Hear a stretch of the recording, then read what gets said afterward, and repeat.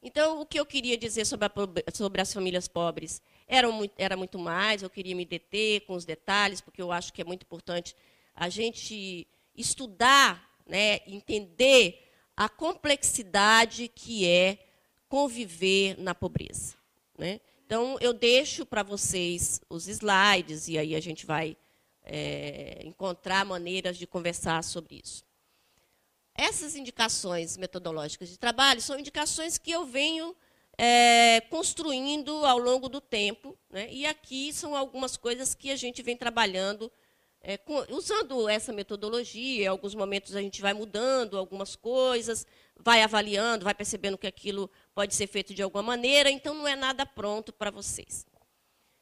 O trabalho grupal, para nós, eu estou focando aqui no grupo, né? Depois a gente vai falar em outros instrumentos, mas o trabalho grupal, para nós, ela antecipa, polemiza, reflete e fornece alguns instrumentos de busca e enfrentamento das situações de carência e violência que permeiam o cotidiano familiar. E é por isso que a gente optou em trabalhar com grupos, né? O grupo, para nós, quando começamos a trabalhar com grupo, nós começamos como qualquer um começa, né? Grupo é você pensar, naquele momento era pensar em fazer palestras, e a gente tinha todos aquelas cartazes do Ministério, aí a gente falava aqueles cartazes todos, e a família ia lá, e a gente não voltava mais, a gente não sabia por que não voltava. Aí, um belo dia, a gente resolveu, então, dentro de uma universidade, a pensar, bem, vamos trabalhar com grupo de uma outra forma. Como a gente estava dentro de uma universidade, a gente pôde imaginar, né, e testar várias formas de trabalhar com grupo. Então, pegamos um grupo, pegamos 2, 3, 4, e cada um a gente ia interagindo de formas diferentes, né? E daí é que surgiu essa forma de trabalhar.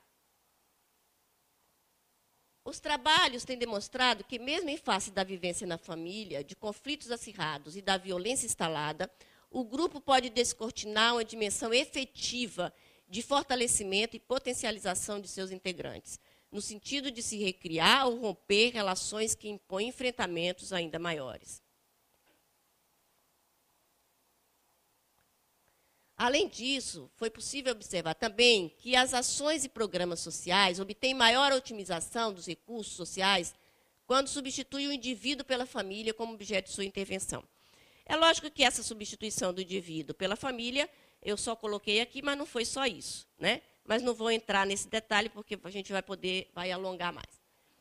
Para seguir nessa nova abordagem, é preciso, em primeiro lugar, na abordagem grupal, afastar a ideia de que o trabalho com famílias pode ser conduzido de maneira pragmática, aleatória, voluntarista. É necessário compreender também que o fato de as pessoas ou famílias estarem juntas não concretiza per si um procedimento grupal que possa conduzir seus membros a processos de autonomização e mudanças da realidade familiar e social. Grupo não é ajuntamento de pessoas. Grupo, nós temos que entender que grupo nós temos que utilizar algum conhecimento de grupo para utilizar naqueles encontros que nós vamos fazer com o grupo. A nossa opção, né, apesar da gente ter utilizado outros autores, nós utilizamos o Pichon. Não que eu seja pichoniana, mas a gente estudou o Pichon e pegou alguns conceitos importantes para a condução de um grupo e trouxe para nós. Tá? Então, o grupo na perspectiva de Pichon tem sido o principal ponto de partida das referências teóricas com as quais procuramos atuar no trabalho com grupos de famílias. Mas, além deste autor, os conhecimentos produzidos por áreas diversas, como a sociologia, a psicologia, a antropologia, têm se revelado fundamentais para o objetivo de tornar as orientações metodológicas e teóricas cada vez mais precisas. Para trabalhar com família, a gente tem defendido que uma teoria só não dá conta. A família tem uma complexidade muito grande.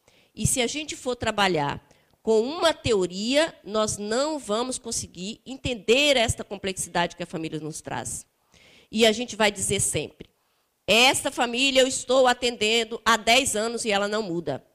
Aí, quando a gente ouve isso, vamos trabalhar, né, com os profissionais para ver se os profissionais melhoram, né, porque se está trabalhando há 10 anos e a família não melhora, a família não saiu do lugar, algum problema está acontecendo, né? Então, a gente precisa de buscar outras disciplinas para nos ajudar a entender essa complexidade que a família nos traz. O trabalho com famílias inicia-se pela recepção dos membros presentes e apresentação da proposta de trabalho. Um ou mais membros de uma mesma família que compareçam à reunião torna-se representante de seu universo familiar. Essas pessoas constituirão grupos de, no mínimo, 15 famílias, que se reunirão quinzenalmente com 1h30 de duração, em espaço acolhedor, sempre no mesmo local e horário, mediante objetivos comuns, com um contrato preciso e pactuado entre coordenadores e famílias. Eu não vou esmiuçar isso, porque não dá tempo, aí eu deixo para as perguntas. Próximo, por favor. Esse contrato deve ser revisto periodicamente para possibilitar aos membros do grupo a incorporação de constantes de tempo e espaço, além das discussões sobre o funcionamento do grupo e seus objetivos. A proposta de duração deve ser de um período mínimo de 18 meses, tempo para que o grupo realmente se constitua como tal e para que as questões relacionais possam ser revistas, polemizadas, recriadas ou encerradas. As relações familiares e sociais são priorizadas nesse contexto. Então, no contexto do grupo, é priorizado as relações familiares e sociais. Depois eu posso explicar também isso, como funciona. Por meio das histórias narradas, né, e que a gente vai ter que aprender muito com a nossa colega, pelos representantes da família, o grupo realiza a escuta, a reflexão, dialoga e troca experiência. Possibilita-se a criação de espaço de comunicação e aprendizagem, em que é possível para cada membro enxergar a si, sua família e seus pares em seus diferentes ciclos de vida e diante das questões sociais que os afligem.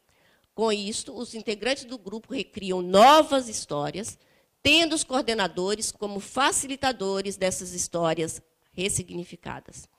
A gente entende que, se eu tenho essa história, e se eu me sinto mal com alguma coisa, inadequada com alguma coisa que compõe a minha história, e se eu construir essa história culturalmente, eu posso recriar, ressignificar essa história também culturalmente.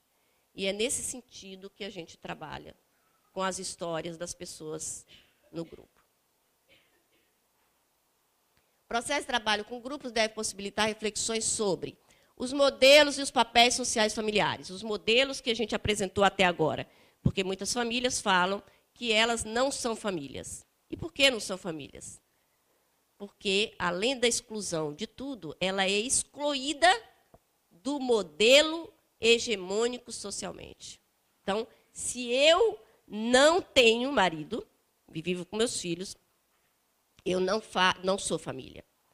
Eu conheci uma família, né, uma mulher com seus filhos, que ela não tirava foto desde que o marido foi embora. E ela não era família. Então, isso é muito importante para que as famílias entendam que aquilo que ela construiu e que ela tem é uma família. As relações de parentalidade, né, as relações de conjugalidade, a dinâmica dos vínculos dentro das famílias, a violência que se reproduz dentro da família e a violência social. Além disso, é fundamental ter como preocupação constante do processo de trabalho o estímulo a discussões sobre direitos sociais, propostas de geração de renda, capacitação e formação para o trabalho, direito à proteção social. Outros instrumentos devem ser assegurados para viabilizar a efetivação das propostas de trabalho. Visitas domiciliares como instrumento de conhecimento das famílias. Não como uma pessoa que vai lá saber se a família está mentindo ou se não. Nós não nos formamos para isso, né? O delegado de polícia é que vai saber se a pessoa está mentindo ou se não. Nós vamos fazer visitas domiciliares, agendada com a família vai saber o horário, porque nós vamos entrar na casa dela, né?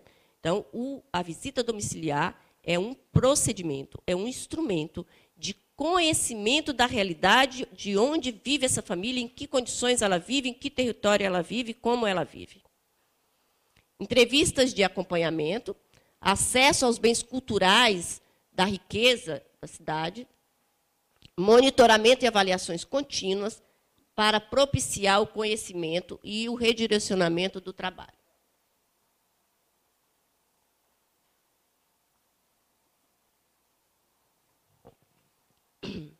Igualmente, é relevante para uma avaliação positiva do trabalho social com famílias a garantia de que serão selecionados técnicos que realmente demonstrem desejo de trabalhar com esta temática. Nem todo mundo tem um perfil para trabalhar dentro do hospital. Nem todo mundo tem o perfil para trabalhar com família. Será assegurada à equipe uma formação sistemática na tríade grupo, família, políticas sociais, direitos.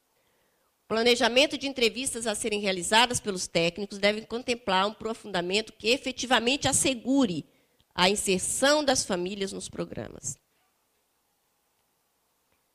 A inserção dos técnicos nos territórios deve ser efetiva, permitindo a eles conhecê-lo e fazer-se conhecido nos territórios. Deve haver diálogo constante com grupos e organizações da comunidade. E os grupos terão a oportunidade de conhecer e frequentar a rede de equipamentos sociais da região. Esse diálogo constante é isso que a gente está fazendo, né? A gente falava antes, tem que procurar rede, tem que procurar rede. Depois a gente foi ver que não existia rede, a rede era furada, né? A gente ficava, cadê a rede? Cadê a rede? Cadê a rede? E a rede não existia. Então, este trabalho aqui que vocês estão fazendo é um trabalho importantíssimo para que fortaleça, para que construa essa rede e fortaleça essa rede. Por fim, o momento político e social em que vivemos é particularmente significativo. Há hoje uma tendência apontando a necessidade de conhecer a realidade e criar ações para intervir nas contradições e atos sociais da sociedade brasileira.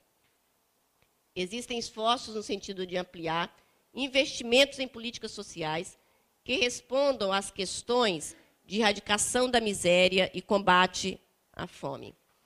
Por mais precarizadas, vitimizadas, vulnerabilizadas que se encontram as famílias em situação de privação, certamente há iniciativas de resistência, há talentos, desejos de reconstituição ou manutenção de vínculos e envolvimento afetivos. Há, enfim, esperança de garantir na família o espaço de proteção. No Brasil, as pesquisas devem ser aprofundadas não somente em razão dos avanços dos estudos realizados até agora, mas, sobretudo, inspirados pelo modelo das políticas sociais e dos programas que a Constituição de 88 centram na família os focos principais de atuação. A essas dificuldades somam-se episódios cotidianos de violência urbana, originados pelos grupos de narcotráfico e do crime organizado, compondo um quadro de acúmulo e potencialização da violência familiar. Em outras palavras, as famílias pobres são o microcosmo da contradição social e o paiol de conflitos. No mais das vezes, eclodem múltiplas formas de violência. Mas, contraditoriamente, são essas mesmas famílias que descrevem uma epopeia hercúlea e solitária contra a enorme pressão social e econômica, que joga a favor de seu estilhaçamento e da eliminação física dos seus membros. Por fim mesmo, isso significa que as propostas de trabalho com famílias devem priorizar metodologias que permitam às mesmas saírem do lugar solitário que hoje ocupa, para um espaço que gere solidariedade, que seja facilitador de formas de enfrentamento das condições econômicas, sociais e políticas. Um espaço político, onde a ética seja o valor fundante. Obrigada.